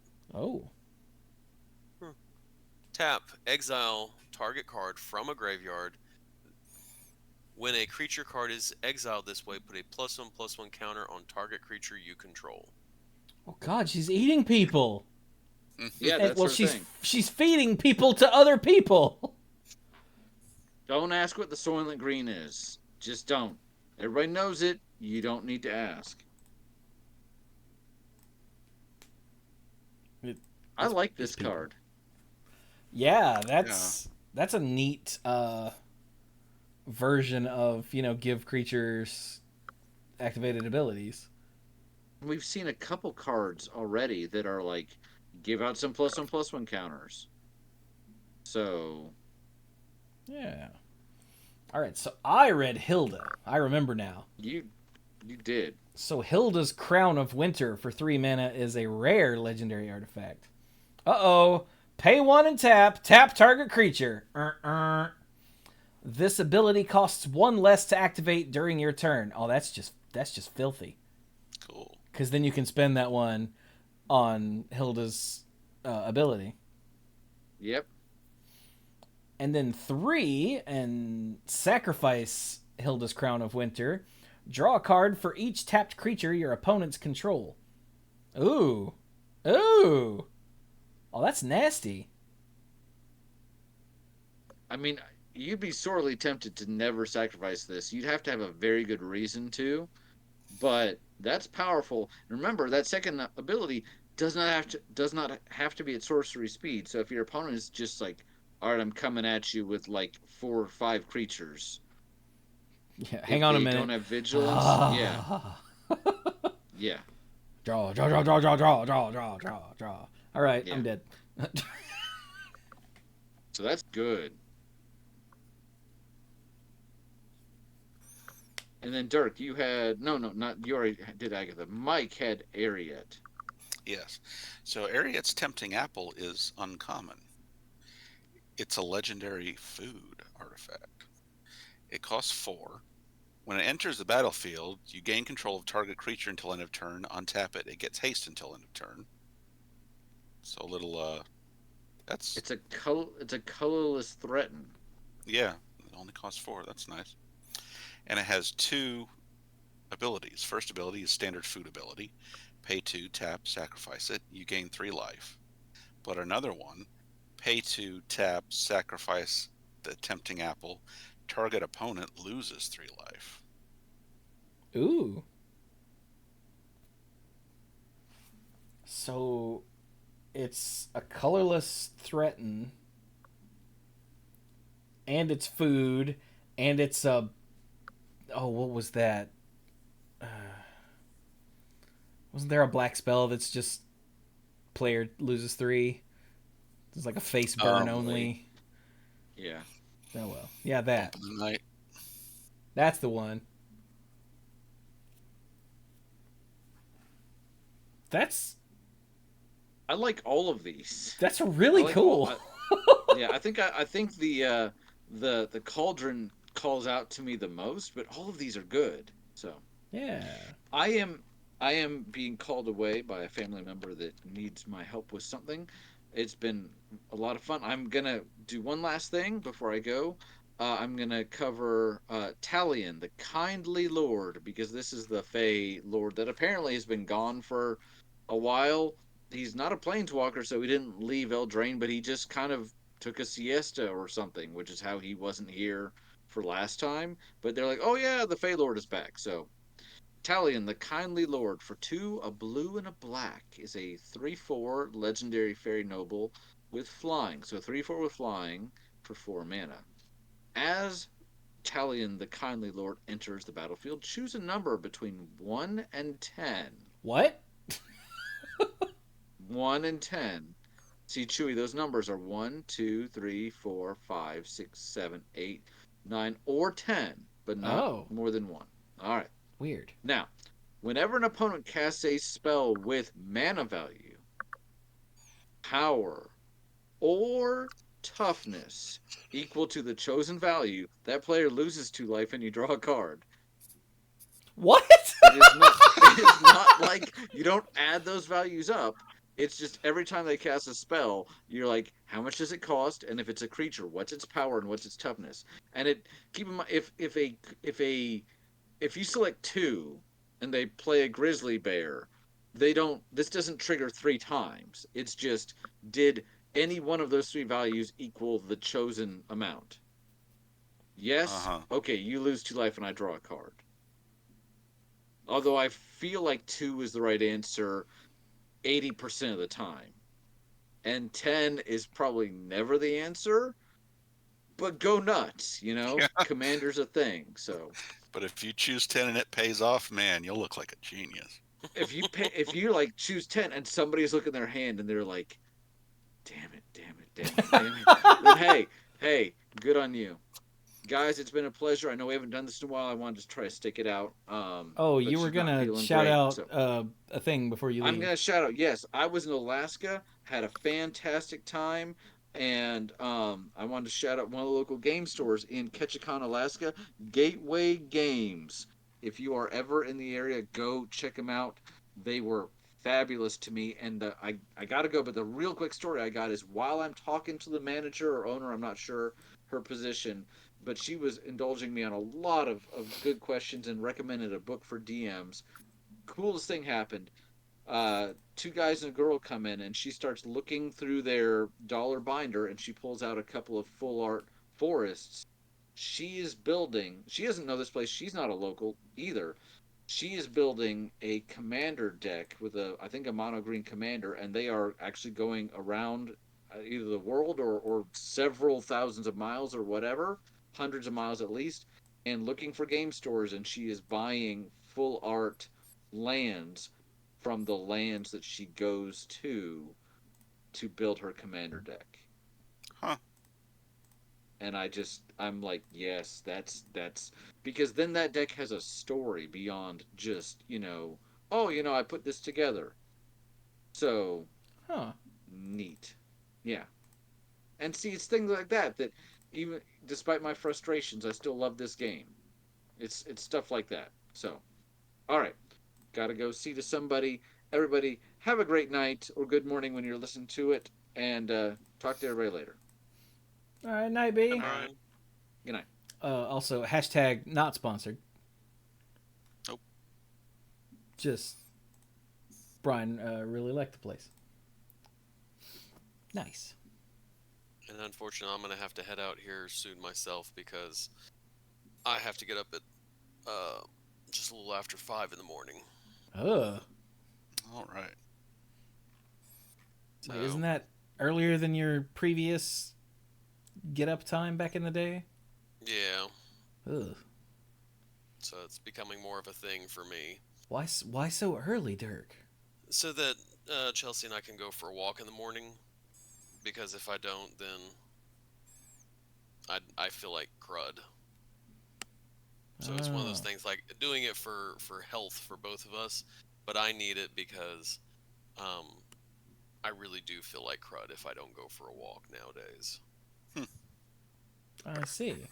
It's a combination of this and that. It's little bitty things that sprinkled together just makes me like feel like crud. So I like going for walks in the morning. So Could you do me a favor? Mhm. Could you say crud one more time?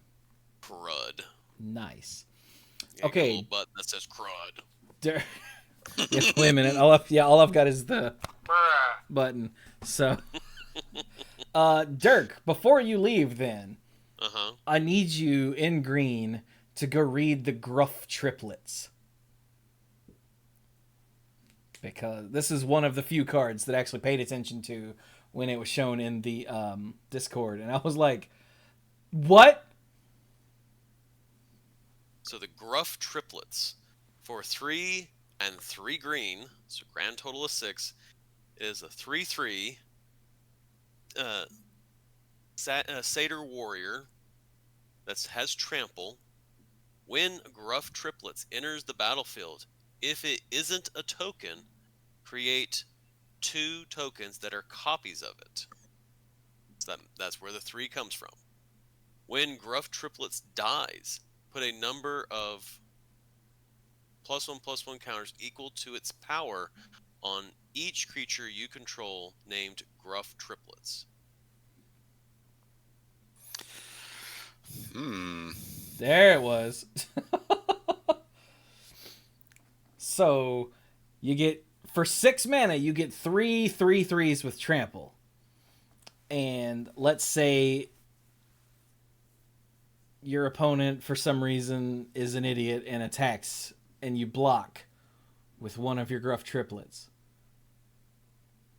So now, instead of 3 3/3s, you have 2 6/6s. Yeah. And then your opponent goes, oh crap, and doesn't want to attack them anymore. So you sacrifice 1. Now you have 1 12/12. Right. And since it's, any reason, if you bargain away one of the tokens. Yup. Mm, Or if you blink the original. mm-hmm.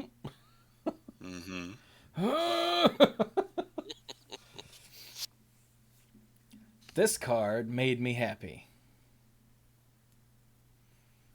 Oh, Chifuji said this is in a limited environment with at least 3 token doubling effects. What? Oh.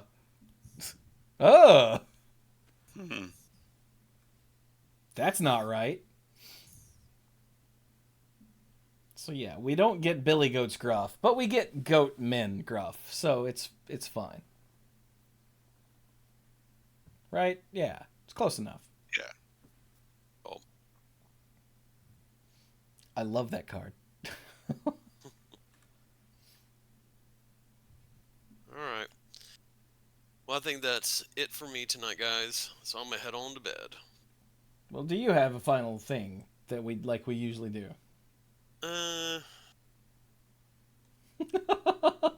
We're we're 4 days in, and I've already had the opportunity to call some parents about behavior. Wow, that's quick. Yeah. Well, I'm teaching freshmen this semester, and it's been a while since I've taught freshmen, and so I've had the opportunity to forget how much of a pain they can be sometimes. Mm-hmm. And we're way in the beginning of the semester, and I'm going, yeah, I'm gonna have to start cracking down on some of them. And so that's resulted in I'm calling to say, hey, I called. Here's what's going on. Da, da, da. And if they continue to uh, continue the error of their ways, then I'm gonna start sending them office way. And um, I'm gonna try and proactively try and stomp some of the behavior. But if there comes a point where I'm like, you know what, I'm done with you, then they're gonna be office's problem. And depending on how admin wants to take care of things, I hope they set a message of, you come to high school. High school's not the place where you come to play. Yeah, I had a teacher, a geometry teacher, freshman year, who for the first like week or two was just hard assed and and everyone was like, "Oh, Miss Pickett sucks." And then after that, when we'd all like been conditioned to like not mess around in her class, she was just the sweetest teacher for the rest of the year. Like I loved her the entire time I was in high school. Hmm. But that first, I don't remember if it was the first week or 2 weeks, but she was not pleasant. And then after that, she was the best. So that might be a thing you do. You snap it hard at the beginning so everyone straightens up. And then once they're used to being straightened up, ease up. I don't know if Yeah. that fits your style or not, but you know. That's the Yeah. thing that worked for someone else in my past. Yeah, it's just the case. Like, a lot of it is that because they're freshmen, they just are not mature at this point. Just from my years and years of teaching, their freshman year often, a lot of students are kind of, particularly the ones that are jerks, they're that way. By the time they're seniors, they're still that way, but they realize, oh, that's not going to help me get out of school. So I'm when I'm not in class, or if I can do a little bit of this, I'll do it. But most of the time, I'll just keep my mouth shut and do what I need to do to get out of class, like get out of school. But it's that first year you have to sort of break them in, Yeah. and it's never a fun process. There's a joke in the chat that you might appreciate, Dirk. I missed the joke. How do you break a freshman's finger? Punch him in the nose. Because I assume they're just sitting They around had their with finger up their nose. their finger up their nose. Yeah. He's tired. All right, well, get some rest, Dirk. Yep.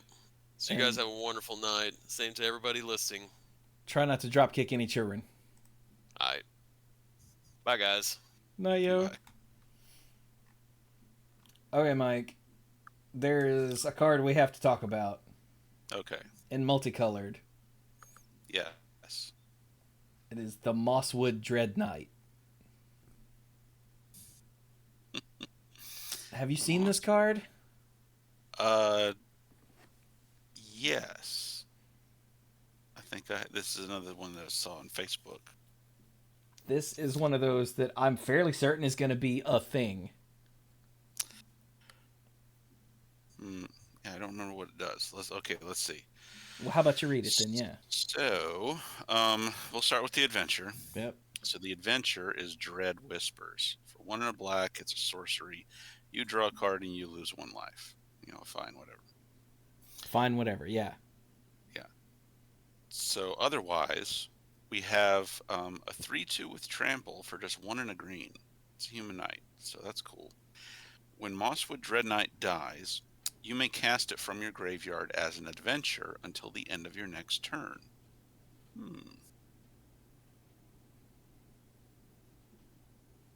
Wow. Yeah. That's oh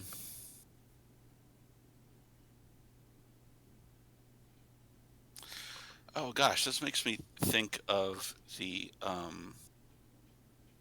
oh, what was that mechanic from New Capenna where stuff got you? There was an alternate cost to play something with haste, and then it died, and you drew a card.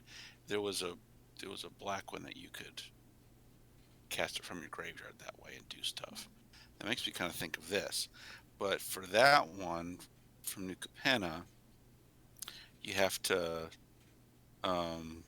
spend all 4 mana all at the same time, but not so with the Dread Knight. You just got to come up with 2 mana. That's it. And then it's back on the adventure again, and you can play it again. You're right. This is a really sticky threat. I mean, it's a 3/2, but hey, it's not going anywhere. Yeah, and it's drawing you cards. Yeah. Mm-hmm. I love this guy. Plus, he's the Green Knight with a big-ass axe. That's why he's not a 2/2, Mike, because he's got a big-ass axe. That's totally worth a +1. Right. Oh yeah, I agree with you. This card is the real deal. Yeah, this is a thing, right? It's got to be. Mm-hmm. If there's a deck for it, this card is going to be a thing. Yes, it will be. Like it was dropped in the Discord, and I was like, it wasn't this art, I don't think, in the image that was dropped, and I was like, oh, that's cool. What's it do? And I read it, and I went, nuh-uh. I read it again, and I went, nuh-uh. The new mechanic was called Blitz, and apparently the card you're thinking of was Tenacious Underdog. Tenacious, that's right. Tenacious Underdog. Thank you, chat. Speed of lightning, roar of thunder. No? Blitz. Is that something else? Yeah, I think so, yeah. Okay. Oh, Blitz, that was that football game that they made after Jam. Jam! There's one more card I think you'll appreciate, Mike, or hate. The Soul Guide Lantern in Artifacts. Soul Guide, Lantern, and Artifacts. This card is Lantern. kind of silly. Uncommon, just costs 1. When it enters the battlefield, exile target card from a graveyard. Tap and sacrifice. Exile each opponent's graveyard. Okay, the whole thing. 1 and tap, sacrifice it, draw a card. Okay. Is this a reprint?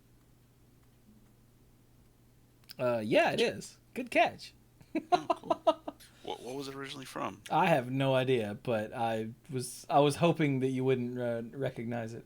Damn it. So let's look it up. Soul Guide Lantern. It was from Theros Beyond Death. Oh, yeah, okay. That was like the first set that came out after we all had to stay home and couldn't go to events. I must have seen it somewhere else though. Yeah, it's interesting. It's basically a Torment script with a little extra options tacked on. Yeah. Seems good. Also, hey Mike, did you see the link dropped in the chat? dropped in the chat. Oh, The Twitch chat. The Twitch chat. I saw it pass by, and I clicked on it, but I've not gone to the tab yet. What do we got here? Oh, that's nice. Of course, there's no way to make that fit on my stupid... Oh, wait, I can... There we go. Yeah. This was just dropped in the Discord, and then Violet dropped it here for us. First painting I've made in 15 years, 20 years, It's for the Commander Sealed charity event in Rochester, New York. And who tweeted that, Mike? Looks to be Kaya Foglio. Yeah. One of the Foglios. You know. From back in the day, Magic Art. And it looks... Yeah, like a Kaya Foglio piece. I'm not even going to lie. Like a really good one. Uh-huh. So that's pretty cool. That the Commander Sealed charity event is getting some quality stuff going on.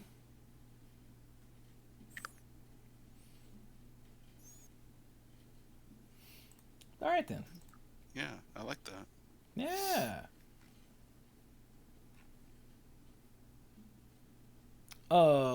Hey, whoever dropped that in the in the Discord, can you send me a link? Was that a Twitter?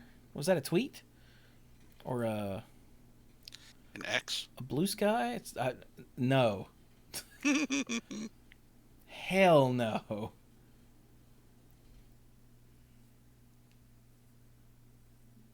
That looks like Twitter.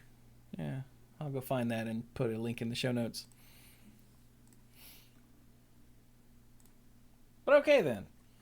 Well, everybody else left, and there's way too much here to even think about. So should we just call it? Yeah, probably. Yeah. Oh, there's a cycle of 2-color creature lands. Oh yeah, they're cool. I had seen the Restless Bivouac because it's called a bivouac, and it's a big ass ox. Mm-hmm. But I had not seen the rest until I just happened to scroll down here. I love the cottage that's screaming. Yes. Huh. All right, maybe we'll do another show on Wilds of Eldraine. Maybe. Maybe. I promise nothing.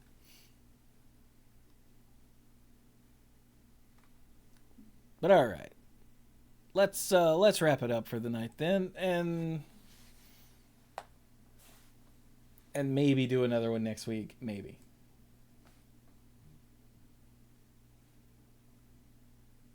Yeah. Oh, I might not be available next week, so Ha you all can do it. This is where I'm supposed to go, and just where are you going, but not live on the show. So, so how about some a final thought there, Mr. Sir? It's final thought. So I actually have a final thought about the set here. Not just about it's like I remember when I first saw arts of cards with Agatha on them, like I was expecting her to be a giant character. Like I was expecting to see giant on the type line of her creature card, just because the way she's depicted and proportioned and everything. So I'm wondering if we're going to have another creepy internet moment where people are asking someone to step on them. I mean, let's hope so. Does Agatha look that way to you? Like just a very tall lady? I mean, as soon as you said that, I scrolled down to her art, but I don't see it. Okay. Maybe you would like her to step on you. Do you ever think of that? I don't know. Yeah, maybe because they just put a muscular frame on her instead of a standard lithe fantasy female. Should we see how much olive oil you have, Mike?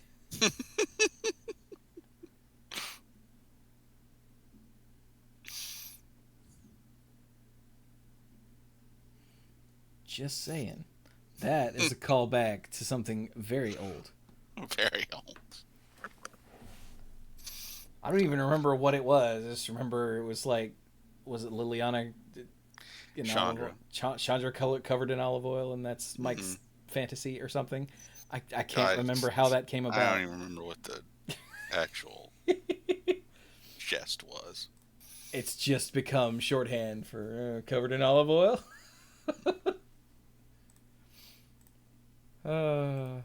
We are so old. We've been podcasting for so long that we've forgotten all of our in-jokes. Like, one of the problems that you might think when you see a show that's been going for so long is, I won't even know what they're talking about. Yeah, we don't even do in-jokes anymore because we don't remember them. Send us an email if you remember any good in-jokes. I do remember the Ant Queen smoothie. Yes. Oh, well. So Mike has a thing for Giant Agatha. Got it. Okay. I mean, Massacre Girl was Sure. my boo, so it's fine. Yeah.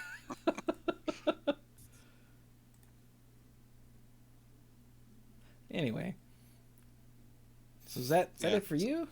Yeah, that observation was my final thought. Fair enough. Well, before I do my final thought, we've got to remind people to go to patreon.com/themanapool if you would like to get shows early and whatnot. Odds and ends. I'm almost caught up with those.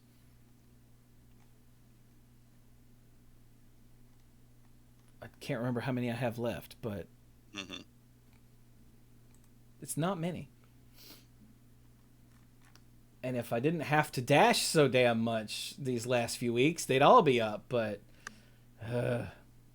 let's not get into my financial woes. So, let me just thank our mythic lifeguards in, I don't know, that's the same order. This order, backwards. That's not backwards. Oh, that was backwards. Oh. So, let me thank our mythic lifeguards: ALK Alters, Cody Buckowing, Kim Ho, Jason Doan, Jake Jansons. Hang on. There we go. Casey, Jason Kaus, Andrew Odie, John Parker, Pinball Witch, Beardy Man, Scuzzo, Team You Hellas Haru, and Al.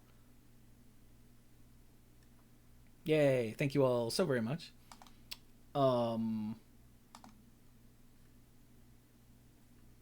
Do I have a final thought? I'm almost done with Doom, Mike. Oh, wow. Like the 2016 Doom. And Mm-hmm. as I have been playing longer, I've gotten way better at it. Like, I keep remembering I have a BFG and a chainsaw, and I cycle through weapons constantly. I'm using different, like, each weapon has weapon mods that you can switch back and forth between, and I've been using multiples there of those, and it's just, there's so much going on. I've got 2 different grenades and a decoy, and I've been swapping back and forth between those, like drop a decoy here and run over there and throw my, because I got hit by a couple of fireballs and my life is low, throw a siphon grenade amongst a group of them to get some health back just long enough for me to glory kill one and get a bunch of health back, and okay, now I'm safe. And then, oh god, 2 barons spawn, I pull out a BFG and blow them up, and whoever else is nearby, which is a great thing about the BFG. And then, like, switch to my rocket launcher and shoot the Mancubus, and then switch to the Gauss cannon and charge up a shot and bah! The Cacodemon, and then, oh no, I'm running out of ammo. Chainsaw something, whatever it is that's nearby, to have all the ammo spit out. And then I die, and then I go, damn it! And then I do it all again, but better. And it's very like, wah! Been having a blast with it. And I found out, okay, Mike, there are 13 Yes. levels in this game, right? Okay. And it was in either 10 or I think it was in 10 that I found this lever with a interact icon over it. I was like, okay, thinking it was part of the, progression of the level. So I clicked and he pulled the lever and then a door opened. And inside that door was graphics from Doom 1. Wow. And I was like, what? And I walked in and there's a little bit of health and a little bit of armor, but they're the old Doom 1 health and armor pickups.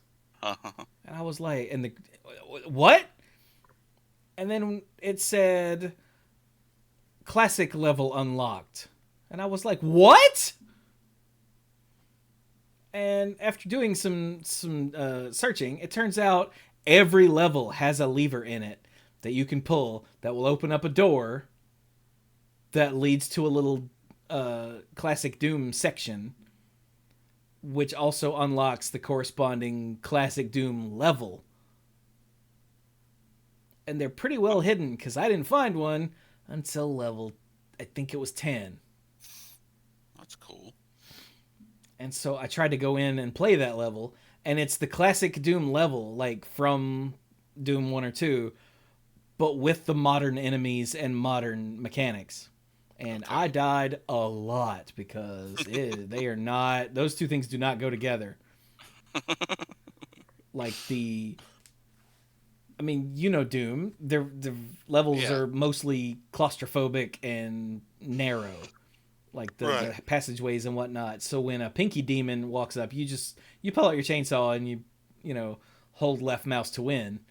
Yes. But in this game, the pinky demons have like shield on their front. So like in the game, you have to olay and shoot them in the back because that's their weak spot. But in this game, in the classic Doom levels, there's like not room to olay. So they just killed me over and over and over.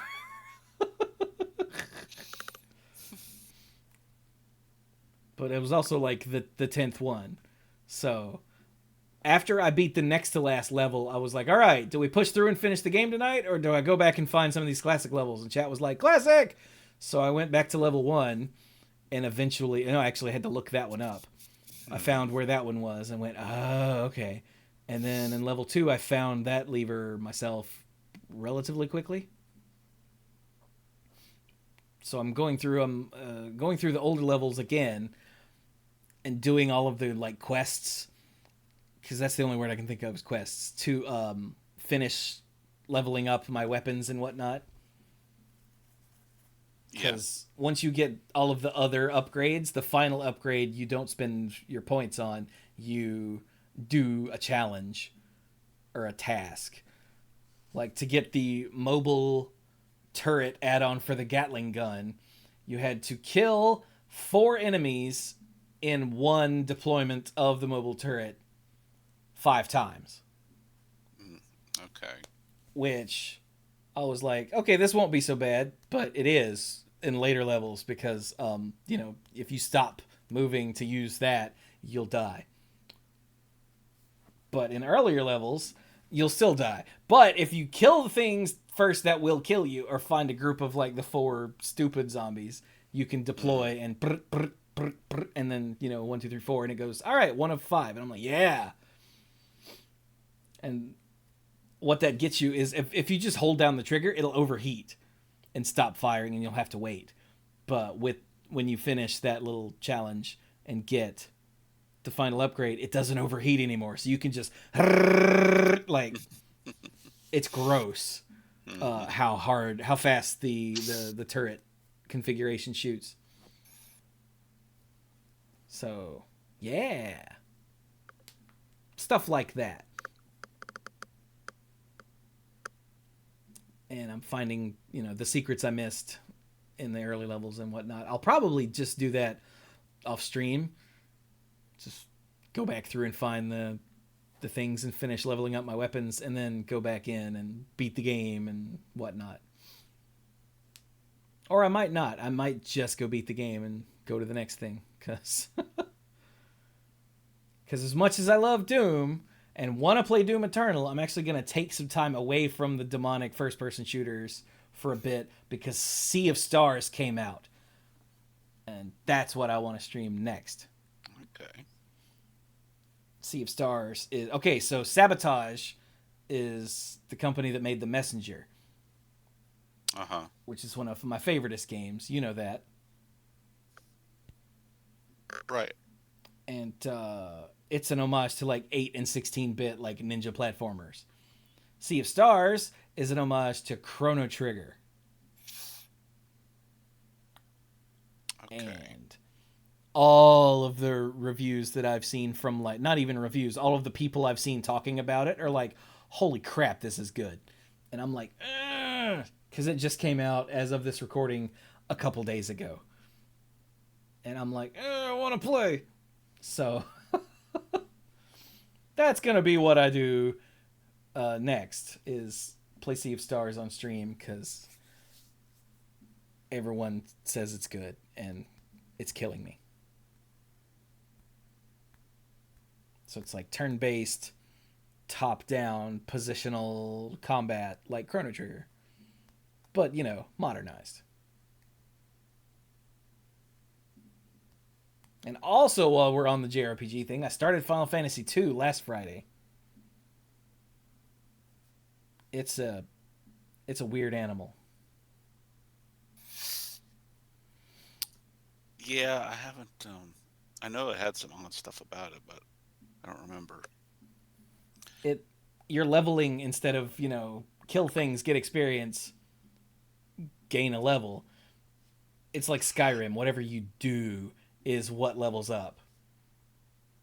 Okay, right. So, like, if you hit things with a sword a lot, your strength will go up, and your mastery of a sword will go up.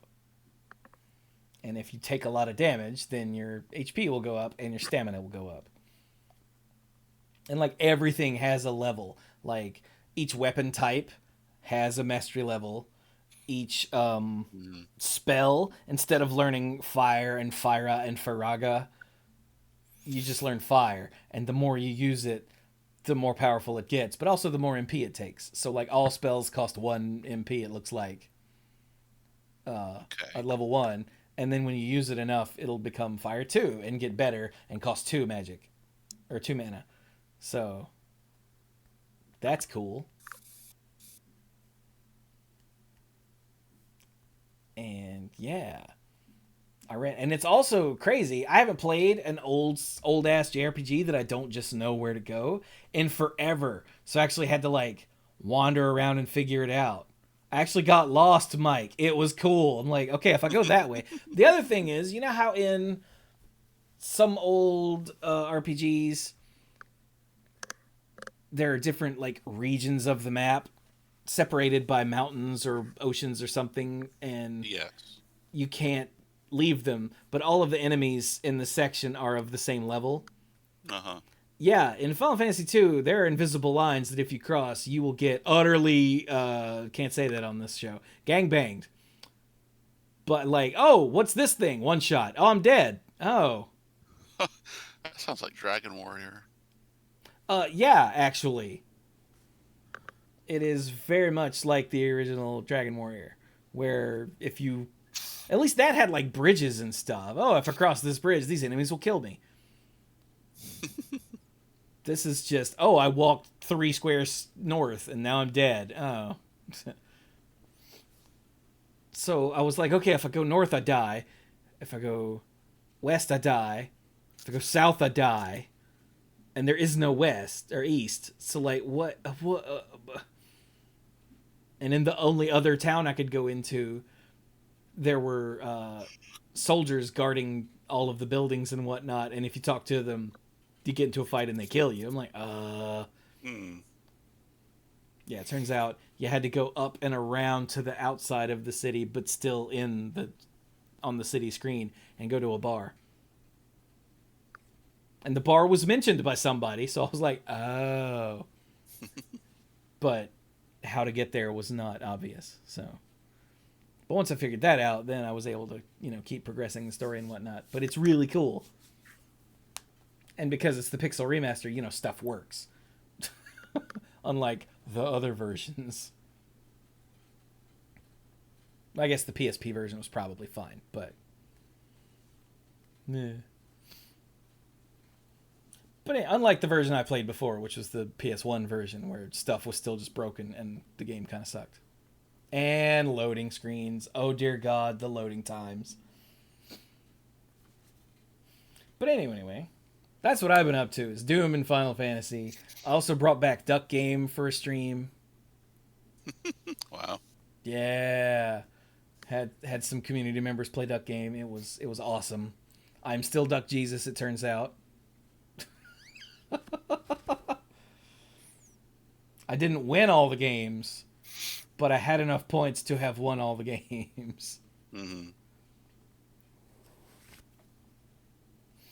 But anyway. Yeah, that's what I've been doing over on twitch.tv/themanapool. And I highly recommend you all come hang out. I stream most nights around 8:30 Eastern Time. Tomorrow night will be more Final Fantasy, because it's Friday, so Final Fantasy Fridays. Yes. Yeah. But okay then. Well, with that, I'll shut up now. So, this has been the Manapool number 682. Right? Yeah. Yeah. Thank you all so very much for joining us, and don't eat any tempting apples.